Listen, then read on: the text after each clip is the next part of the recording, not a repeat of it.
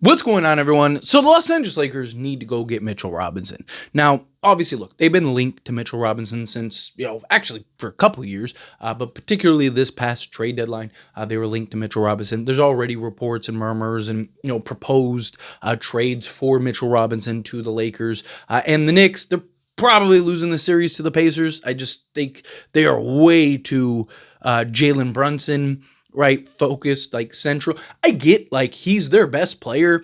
I get he's their closer, he's their star. But anytime things start going bad, right, they just like default to him, right? Like the last time I remember seeing something this extreme was like Cleveland LeBron type things where it's just like, here, give the ball to LeBron and let him do everything. Just everyone get out of the way type thing, right? Like, I mean, it's one thing to have and be very reliant on a guy. The Knicks are like overly reliant. And even like when they get leads inside, they're really weird, right? They like play this like brand of basketball where, they're very reliant on Brunson but it's still like within the scheme of the offense and they have a ton of success that way, right? And then they just go like, okay, default mode, and it just all starts crumbling down. But that's not what this is about. It's just something that I've really noticed, right? That they're just they're too reliant on Jalen Brunson at times. And it's wild because they have OG, Mikal Bridges. They have multiple guys that can create and score. It's just note for the Lakers, do not become too Luka oriented. Do not become too LeBron. Like, obviously, you want your best players to handle business and hit that switch when needed. But, it's even at times when you don't need it, it's like, okay, like, get back to basketball. But Mitchell Robinson, right? He has been incredible for the Knicks. My biggest knock with Mitchell Robinson is just his health, right? He's going into a very tradable contract, which will be a contract year, right? He'll be making just under $13 million. So let's round it up and call it $13 million, right? Because it's literally just like a hair under $13 million. So he's going to make around $13 million next year, which is very tradable for the Lakers. I mean, Lakers have multiple guys that they could flip to go get Mitchell Robinson, right? But, what do the Knicks do? Like I don't know, like the Knicks wanted to trade him. They were looking to trade him. But like after this playoff run, I don't know if they can. He's just been so good for them and such like a defensive force, switching out, defending out on the perimeter, the recovery, the help side, blind side defense, right? Him just rebounding in the offensive rebounds and second chance opportunities. I mean, he's just like everywhere.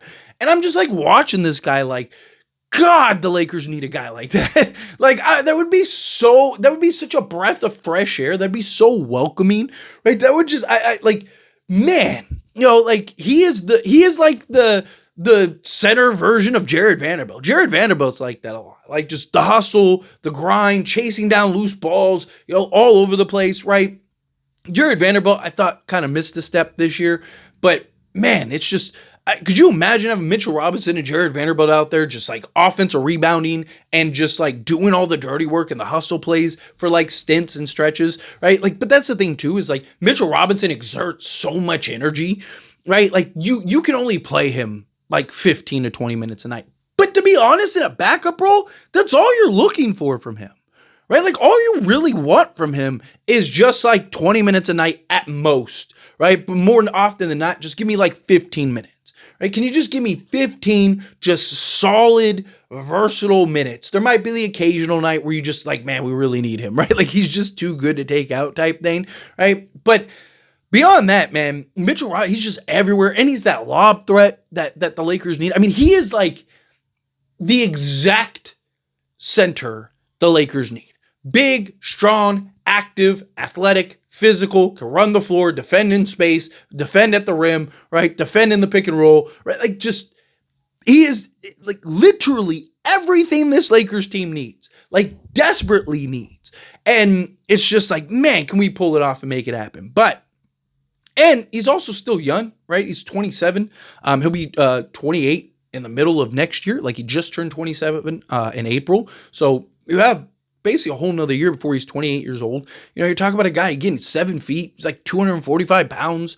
He's got like a 7'5", 7'6", or I think 7'5" wingspan, 7'4", 7'5" wingspan. But the guy is just, he is so incredibly active and just physical and he's just one of those guys that just imposes his will, Like he's really good at positioning himself, kind of planting down.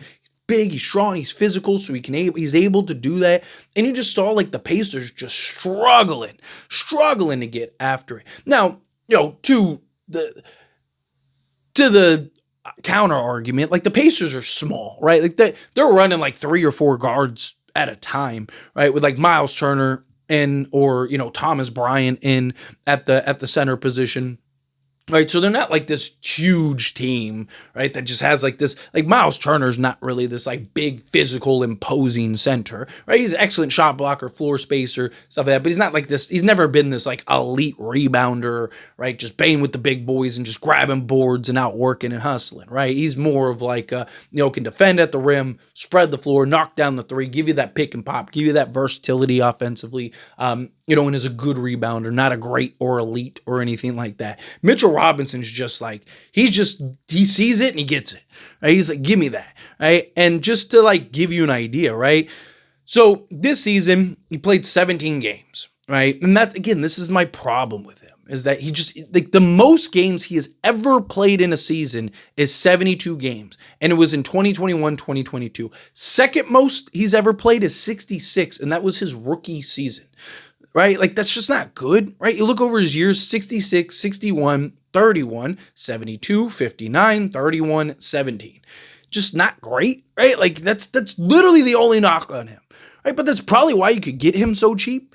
But, like, when he plays, he's just so good, right? Like, you just watch him play, you're just like, dude, that guy is so good at basketball, right? But 17 games, 17 minutes per game, which is around what you'd be looking for him to bring and provide. 66.1% from the field, 66.1% from 2-point range. Not a guy that spreads the floor.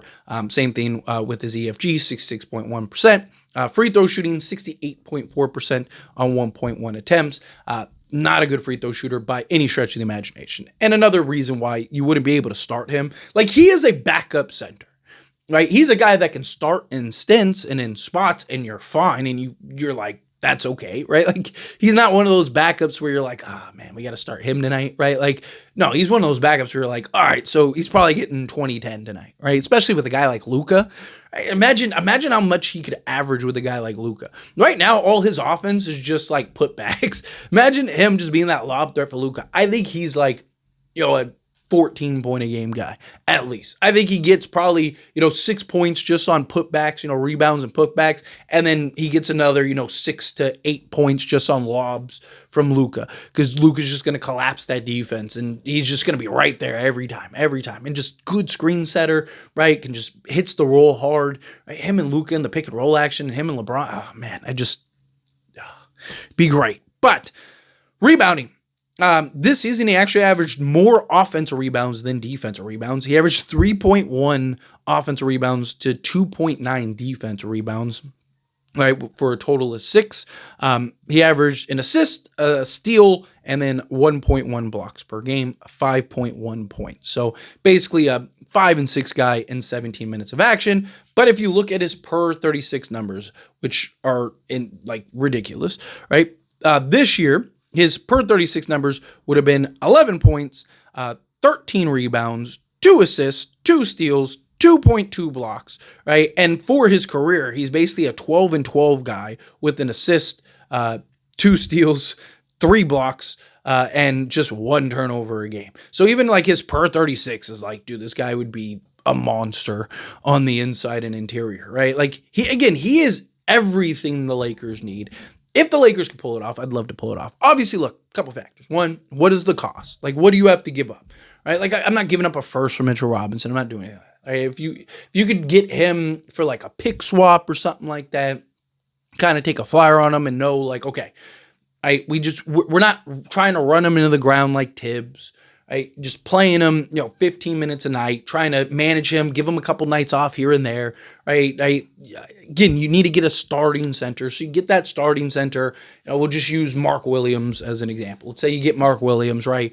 Mark Williams as your starter. You have, a Mitchell Robinson as your backup, right? And then have like a Koloko or a Hayes or something like that. So play Mitchell Robinson, 15 minutes a night on average during the regular season, just enough to kind of keep the blood flowing, keep them in shape, keep them active, right? And then just kind of, hey, tonight you're going to get the night off, right? Even if he's not injured, hey, we're going to, we got a back-to-back, not playing back-to-backs, right? You got 4 games and 5 nights. Hey, we're going to give you this week off, right? And you just kind of run Coloco and do whatever and just have him right and healthy for the playoffs. Man, that dude could do so much damage for the Lakers in the playoffs. Seriously, he would have been like everything for the Lakers this postseason, right? I mean, that dude could have by himself changed what happened. And I mean, you just look at these playoff games. He's played almost as many playoff games as he did regular season games, 13 games so far in the playoffs. He's averaged 18.7 minutes per game. He's averaging 4 points and 7 rebounds, including 3.8 offensive rebounds per game in 18.7 minutes. 18.7 minutes. That's ridiculous. Ridiculous. His per 36, if he was playing 36 minutes, right, would again be 13 rebounds, including 6.5 offensive rebounds. If we get averaging almost 7 offensive boards a game, right? Lakers need that, and they need that badly. But anyway, as always, this is a discussion. Pass question you. Let me know your thoughts and opinions down in the comments below. What do you think? If you have your thoughts, agree with me, disagree with me, kind of mix. Let me know how you feel either way. I love to hear it, so let me know down in the comments. That being said, if you haven't liked this video, hit that like button. Helps me a lot. So we enjoy these types of videos, and I truly appreciate it. Not subscribe channel, hit that subscribe button. Turn on the bell notifications. Appreciate y'all. See you in the next one.